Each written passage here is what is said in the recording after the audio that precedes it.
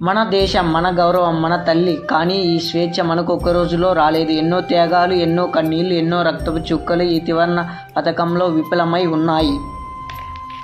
1857 ఇదే మన తొలి గర్జన. మంగల్ పాండే, రాణి లక్ష్మీబాయి, తాత్యా టోపీ వీరే ధైర్య బ్రిటిష్ పాలనకు మొదటి సవాల్ విసిరింది.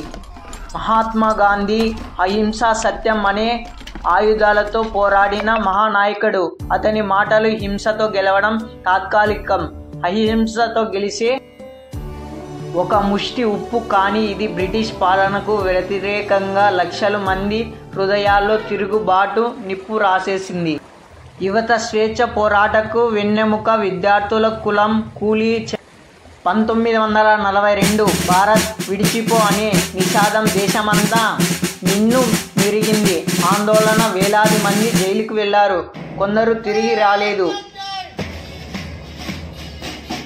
1947 ఆగస్టు 15 అర్ధరాత్రి గడియారపు మోగ స్వేచ్ఛ గంటలు శబ్దం.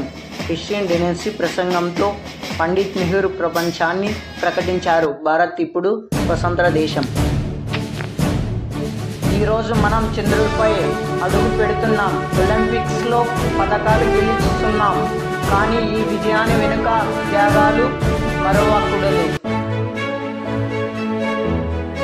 స్వేచ్ఛ అంటే కేవలం హక్కు కాదు, అది బాధ్యత. దేశాన్ని కాపాడుదాం, అభివృద్ధి చేద్దాం, మనందరిది కర్తవ్యం. जनगण मन अधिनायक जय हे भारत भाग्य विधाता। पंजाब सिंध गुजरात मराठा द्राविड उत्कल